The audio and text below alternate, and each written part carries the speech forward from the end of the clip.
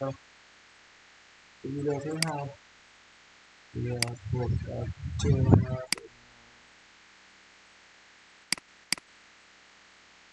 video của thì trước khi sang cái chương demo 2 gọi là các slide cũ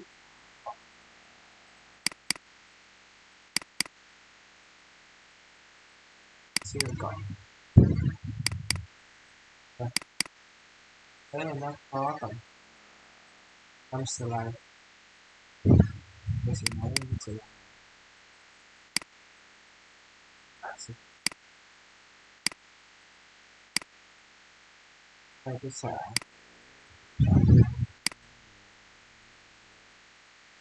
tôi thì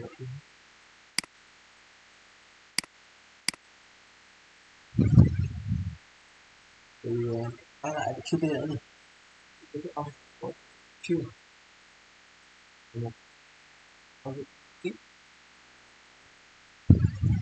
nó tiếp tục user đi giao diện đó platform cái sân đúng không kiểu là next rồi brszL rồi cái này sẽ còn với một cái sự rồi ít nào ít được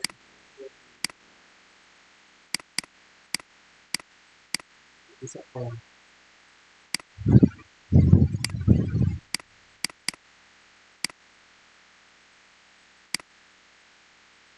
đây sẽ bật virtual box lên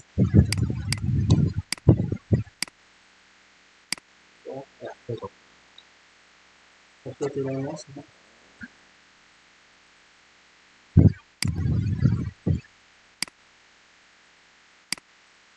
còn là start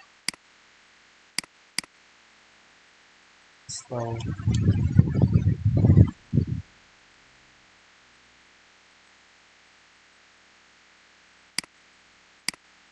tại vì nó không có compile rồi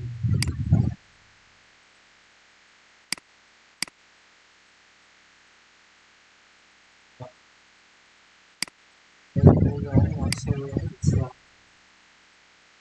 đối với sẽ còn để cho các bạn hiểu còn nếu mà còn ví dụ không thì không ví dụ không thì không hướng dẫn tất gì đó số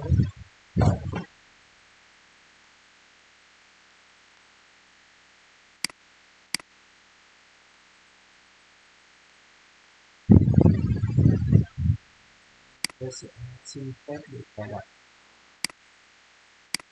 lệnh có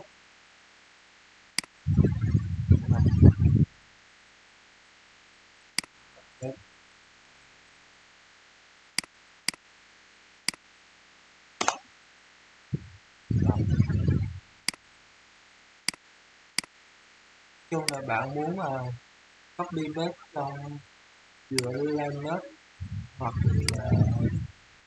của thảo thì đó em đó ở tại destination sẽ thử qua sẽ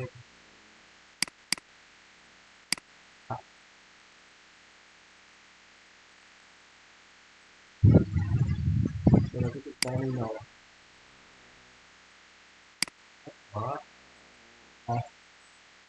đã sẵn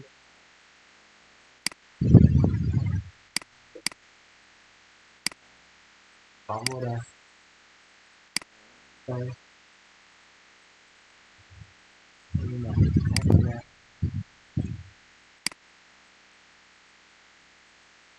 các cách có nhiều cách nữa anh muốn chụp vào cho nên là chọn mình vào suốt đây còn đây có thể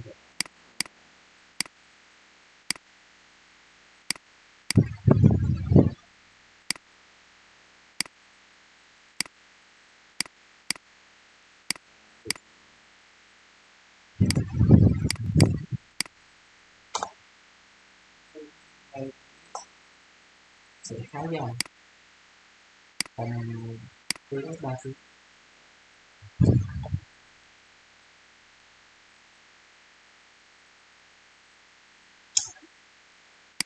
là mình sẽ cái bắt đầu cái tôi đá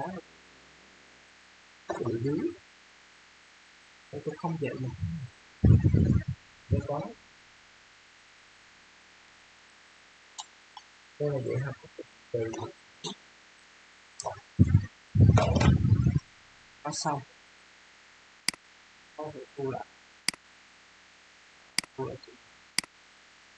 ta mở CT lên để cắt nó đi nó lại đi cắt đi để nhớ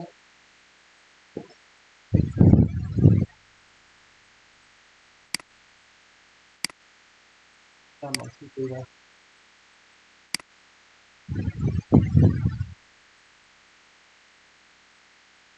có thể thử cái ứng dụng này bắt tôi lại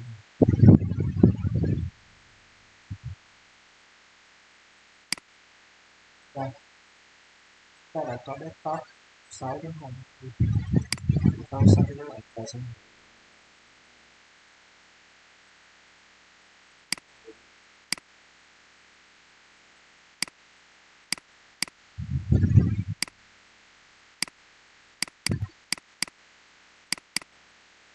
nó phải chạy như bình thường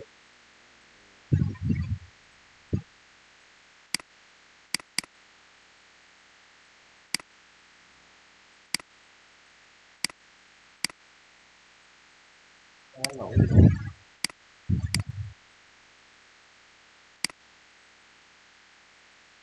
quy mắt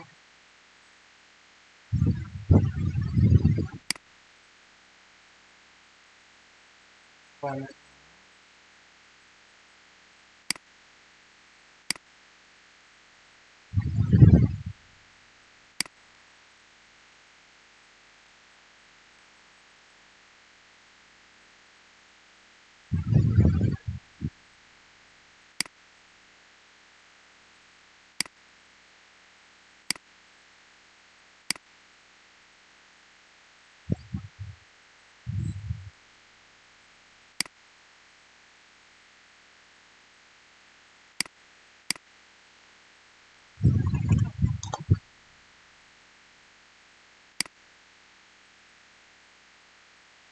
ta sẽ coi được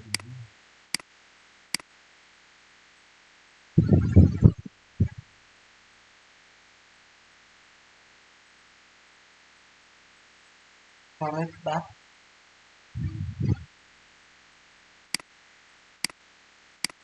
ta cứ cài nó ra thì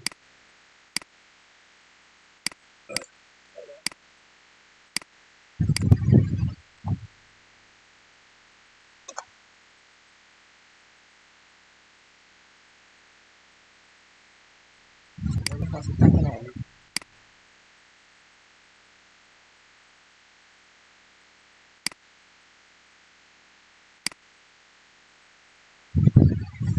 sẽ ép cái khâu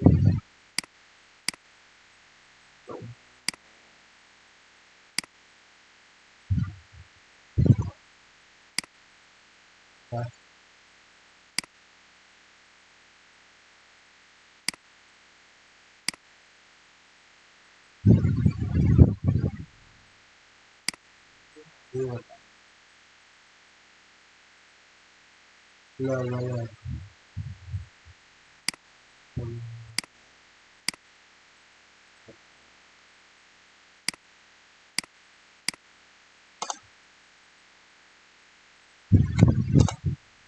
tắt cái này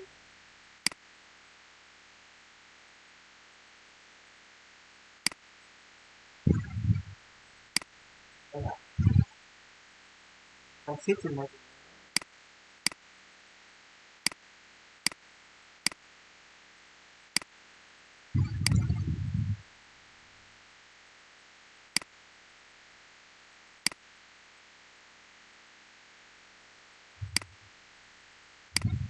Đây, cuối cùng cái thằng đã chạy được. Tôi rất thành công trên môi trường. Nó đúng như hôm qua.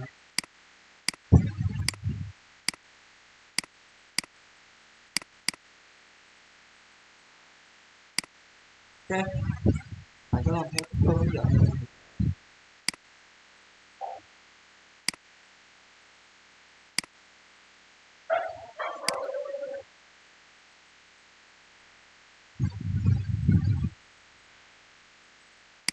Rồi,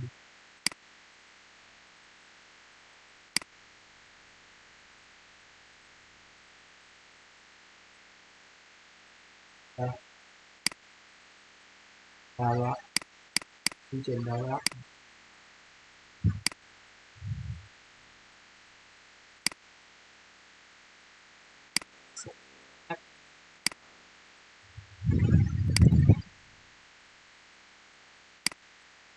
Đây,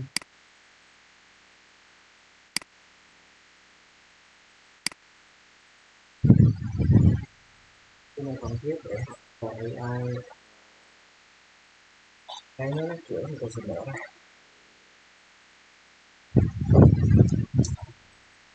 Chúng ta sẽ trở lại với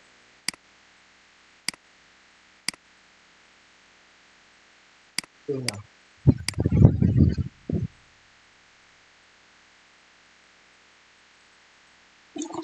Tôi sẽ bỏ hết các slide tôi chưa nói.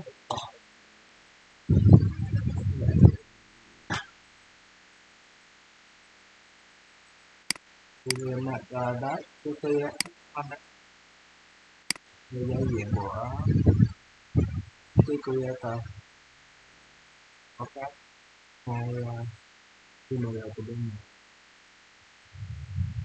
Đó, đây.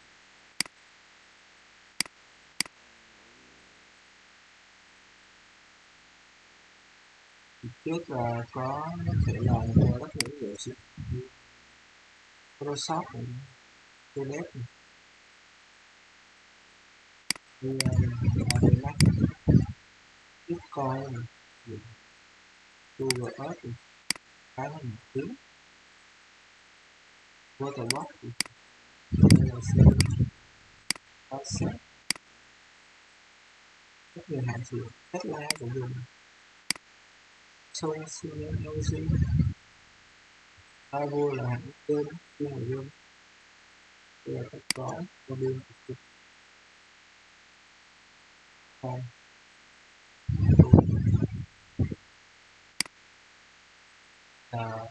solution, đó, đó là một cái UNX, và đây là các người này có thể tạo lên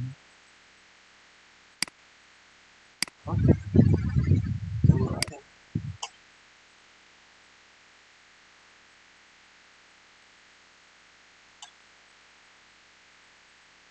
trước Google Earth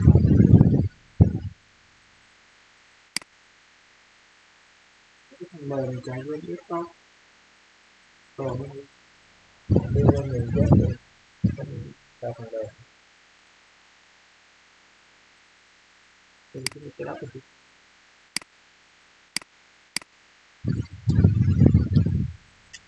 chọn cái này bị được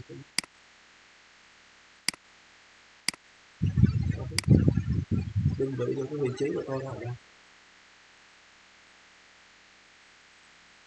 cái đó là Việt Nam. Ở đây khu vực này là khu vực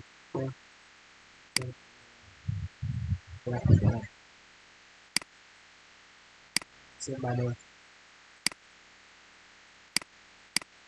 ví dụ cái thành phố khác ví dụ như Đồng Thuận 30 30 cm đến 20 mm.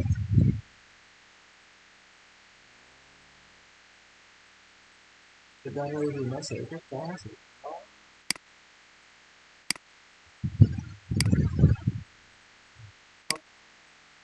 các khu vực 3D đó, để xem một cái khu vực thành phố của Paris 3D giữa sông xe xanh đất đó. Có rất là nhiều tài vật và nó không trùng chiếu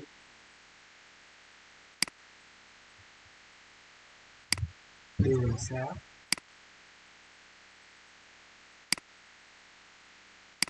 ví dụ bạn muốn đây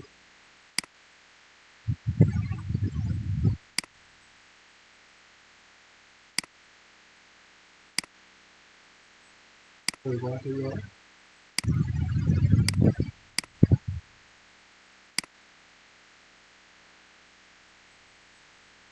khám phá thành phố Paris. Đó,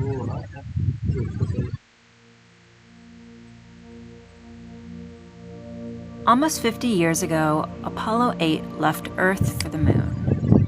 While in orbit, astronaut Bill Anders decided to take an unexpected photo. không gian Oh my God, look at that picture over there. There's the Earth coming up. Wow, that's pretty.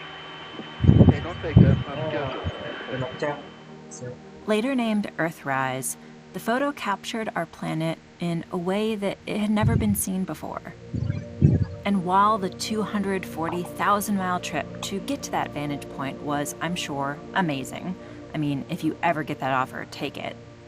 If you don't have a spaceship and 3 days to spare, lucky for you, all you need to do is click a link to get almost the same view in about a second.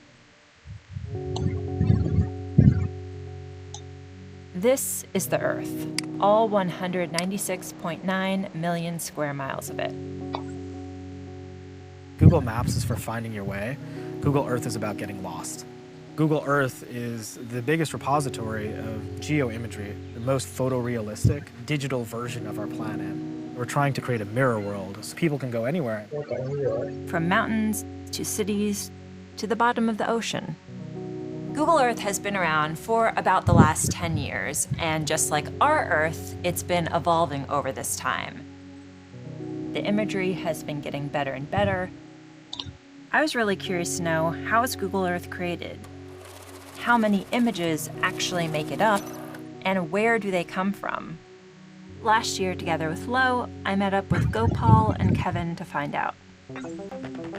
So how do we build Google Earth? The way it starts is we look at places that we want to collect in imagery, and then we collect it through a variety of different ways. One is satellites, and satellites give you the global views, and that's all 2D imagery that's wrapped around the globe. When you get closer to the ground, we have 3D data that we collect from planes. Yes, you heard right, planes.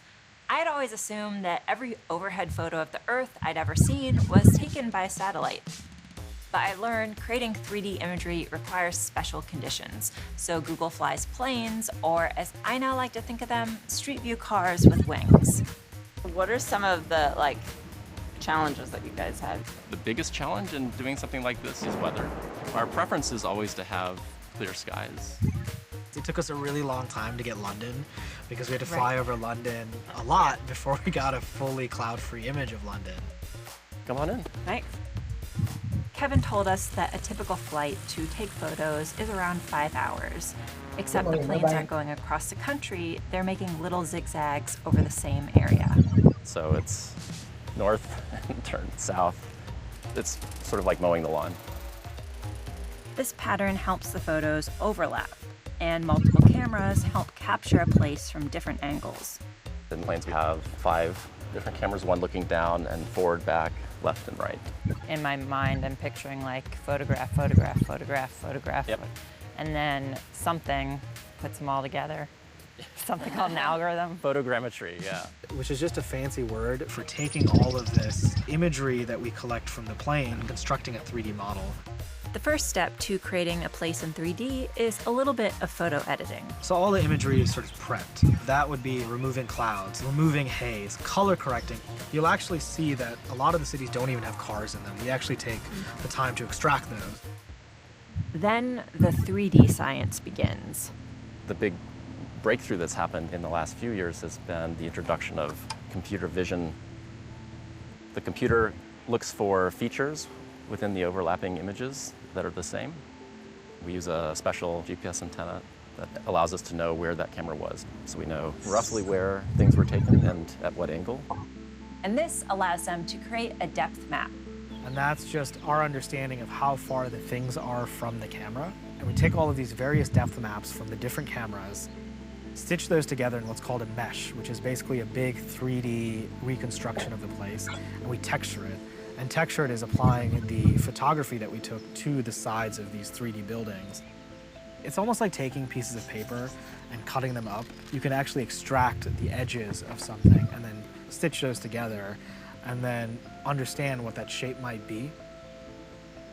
And organic shapes are what's hard to render. It gets even more complicated when you're talking about trees, because trees have branches and leaves, and often you might see them as a lollipop because that's as good as we can get.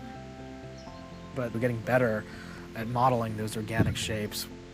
We did a collective Yosemite National Park, and we were able to actually capture that in really high fidelities with all the different bends that a rock face might have. Do you know how many different images make up what I see as Google Earth? Yeah, it's probably on the orders of tens of millions. One interesting stat is to look at what we call pretty Earth, and this is the global view. So we have a full seamless image, and that comes from about 700,000 scenes from Landsat. And what we're doing is we're finding the best pixel from each. So if you look at Google Earth, it's springtime everywhere.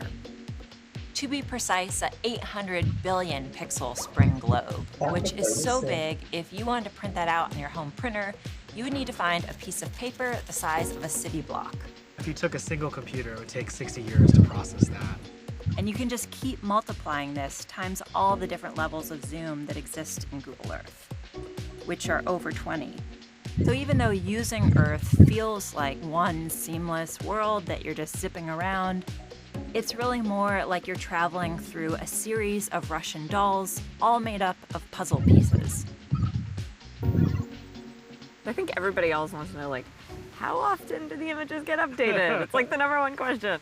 We try to update it as often as possible. The image all the way from space when you're looking at the whole globe, we try to update that maybe once every couple years. As you start to dive in, we update that imagery more and more frequently. So like for big city populations, it'll be under a year. What that allows you to do is look at how the planet has changed over time. And we use this product called Earth Engine that allows you to look at all of this data and using computer vision draw out insights from the things that are changing. So we can track deforestation in the Amazon because we can see how the trees are shrinking and growing. And then from that, we can generate a heat map of the most logged places on the planet. We can also do that with fishing. You can see the most overfished areas. Think about it as a health monitor for the planet. Watching these cycles happen on the planet, you realize that this is a living thing, and the product we're building has to be a living thing to reflect that. You know, it's not a static planet. It is fully alive at a macro scale, and that is very eye-opening when you're actually watching the things change right in front of your eyes, when you have that perspective to see that. Thanks for watching, and if you haven't played with Google Earth recently, I highly recommend this new feature they just launched called I'm Feeling Lucky. You roll the dice, and then it teleports you to a random spot in the world. Also, to give you a heads up, in the coming weeks, we'll be diving deep into VR, including Google Earth VR. So there's that to look forward to. Okay, that's all from me. Bye! Bye.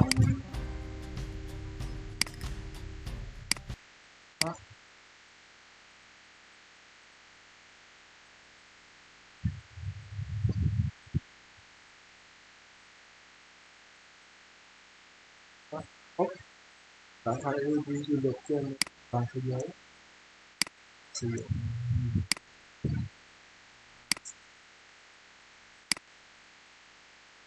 khá và dù bạn muốn đo khoảng cách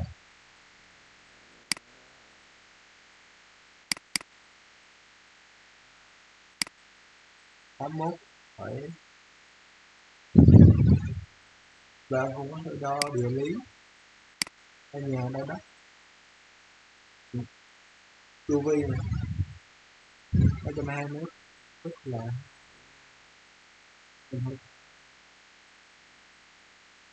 ta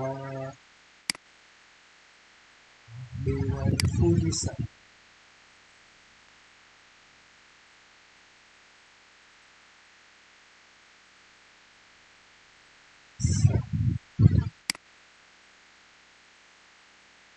với Phú Sĩ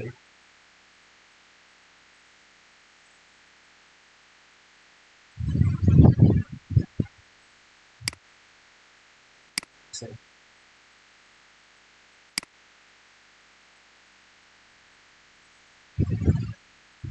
đảo Hoan Su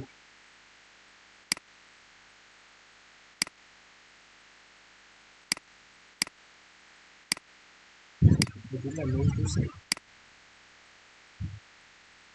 Su đi Kyoto này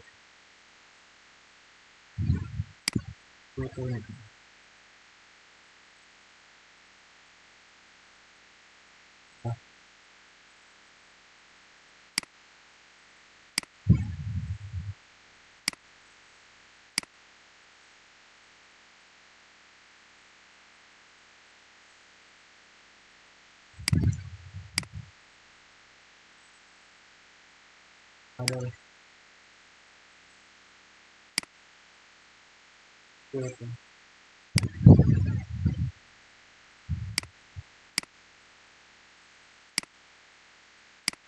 ok mình giới thiệu sơ đó Waterbox đây là quá nổi tiếng rồi cái mình xài cả nào đây là sơ player mình để phim video quan sát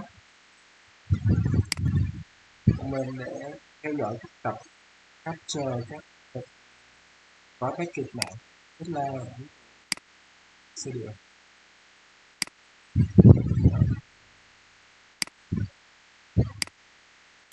ok nghĩa là mình sẽ gặp bạn ở video tiếp theo